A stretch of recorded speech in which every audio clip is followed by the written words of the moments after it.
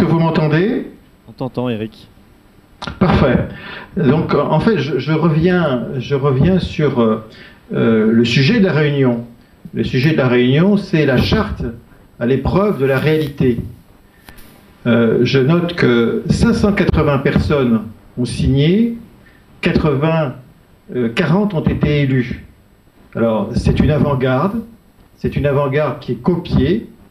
Je notais par exemple cette semaine que dans la perspective des prochaines régionales en Île-de-France, Valérie Pécresse proposait une charte, mais à la différence de la charte d'Anticor, cette charte proposée par Valérie Pécresse n'est pas un engagement contractuel. Parce que c'est là la véritable particularité de la charte d'Anticor. C'est évidemment une façon d'imposer dans le débat public la dimension éthique, mais c'est aussi un engagement contractuel, c'est-à-dire que si la charte n'est pas respectée, eh bien nous pourrions aller devant le juge et essayer d'emporter sa conviction pour dire là, nous subissons un préjudice du fait du non-respect de la charte. Alors, la charte est un véritable engagement, évidemment le non-cumul des mandats, mais aussi la constitution d'une commission éthique, donc une prévention très concrète des conflits d'intérêts, c'est le respect de l'opposition, quand c'est possible, présidence de la commission des finances à l'opposition, c'est aussi l'accès à l'information. J'ai entendu M. Sorel dire « je réponds juste à la charte et rien qu'à la charte ». J'ai relu la charte en même temps qu'il faisait cette observation, et la charte prévoit bien un accès à l'information de la commune en format libre et ouvert, qu'on appelle open data, et effectivement, c'est la voie de l'avenir, la voie du futur, et d'ailleurs c'est bien au-delà des informations d'une commission éthique. Il y a des informations tout à fait quotidiennes, tout à fait communes, qui peuvent être diffusées en format libre et ouvert. Alors j'ai aussi entendu des élus dire, aujourd'hui, il y a une défiance.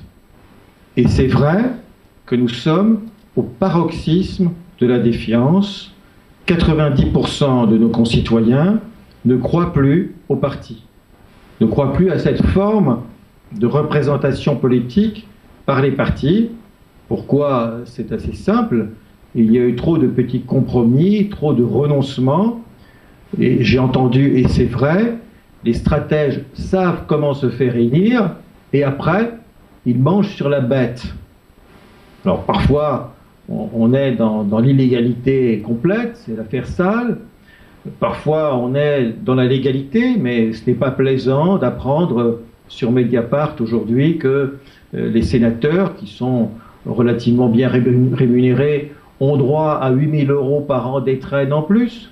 Ce n'est pas ça qui ruine la France, mais ça donne une image du politique qui est une mauvaise image, ou même l'affaire Valls. Il est probable qu'il n'y a pas d'infraction pénale, mais il y a une charte déontologique du gouvernement, qui est une charte modeste, qui est une charte minimaliste, mais qui a été adoptée solennellement en mai 2012. Et dans cette charte, il y a un article intégrité et exemplarité qui dit « Les ministres n'utilisent les moyens du gouvernement que pour l'exercice de l'État ». Et là, manifestement, ce voyage d'agrément footballistique n'avait rien à voir avec l'exercice de l'État. Alors c'est comme l'usage par un élu local de l'hélicoptère des pompiers, de l'hélicoptère de la protection civile pour se rendre à sa résidence secondaire. Ça n'a rien à voir avec le service d'une collectivité locale.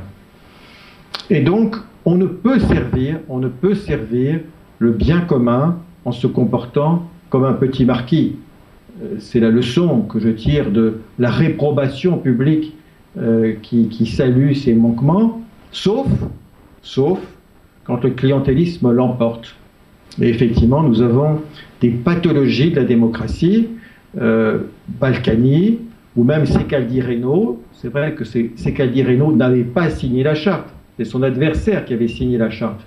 Mais l'argent de Paris La Défense ruisselle sur la ville de Puteaux, et Mme Secaldi-Reynaud et quelques autres ont su constituer des clientèles à la faveur de cet argent qui est réparti.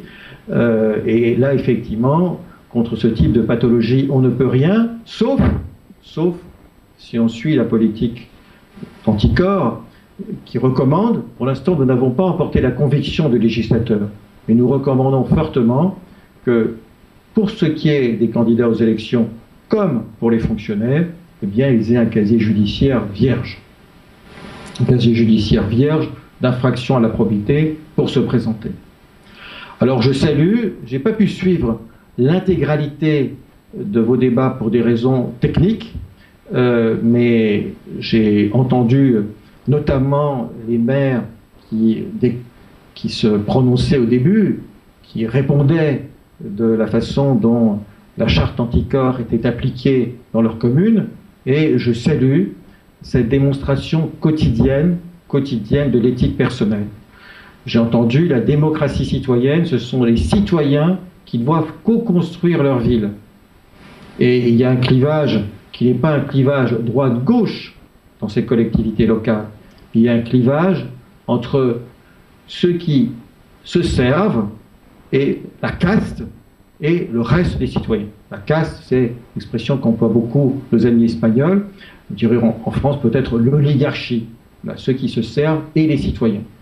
Mais ceux qui servent le bien public, eux savent reconnaître l'intelligence collective, et moi j'observe que de plus en plus on recourt au tirage au sort, c'est-à-dire qu'on admet que tout citoyen est légitime à participer à sa façon, quand il l'accepte évidemment, quand il est volontaire, à l'administration de sa collectivité. Donc il faut sortir de la pensée unique des partis, sortir d'un système qui a servi la pensée politique et d'une certaine façon qui a servi la citoyenneté. On peut se référer à la Boétie et à la servitude volontaire, au traité de la servitude volontaire. La Boétie dit « Soyez résolus de ne plus servir et vous serez libres ». Et c'est vrai que c'est ce à quoi pensent de plus en plus les Français aujourd'hui. J'ai même noté qu'il y avait un sondage où les Français rêvaient d'un coup d'État citoyen. D'ailleurs, de plus en plus, les Français rêvent d'un coup d'État citoyen. Alors, c'est une expression qui avait été prise pour commenter ce sondage, mais je pense qu'il y a de la vérité dans tout cela. Et effectivement, nous participons non pas à ce coup d'État citoyen, mais nous participons à un vrai combat culturel, qui est un combat pour la probité, pour l'intégrité, pour la légalité. Et en fait, l'enjeu, ce sont les valeurs qui fondent la République. Moi, je relisais la Déclaration des droits de l'homme de 1789 qui nous dit « L'ignorance, l'oubli ou le mépris des droits de l'homme sont les seules causes des malheurs publics et de la corruption des gouvernements. » Et donc, parmi les valeurs qui fondent la République, il y a notamment le droit de demander compte aux agents de leur administration. Alors sans doute qu'au début, quand Anticor s'est constitué, enfin quand on a imaginé la charte, quelques années après la création d'Anticor, au début, la charte n'était sans doute qu'un rêve. Mais j'aime beaucoup cette citation. Quand un homme rêve, ce n'est qu'un rêve, mais quand beaucoup d'hommes rêvent ensemble, c'est le début d'une réalité. Et c'est pour cela que je vous salue tous ce soir qui avez contribué à ce que ce rêve soit le début d'une réalité.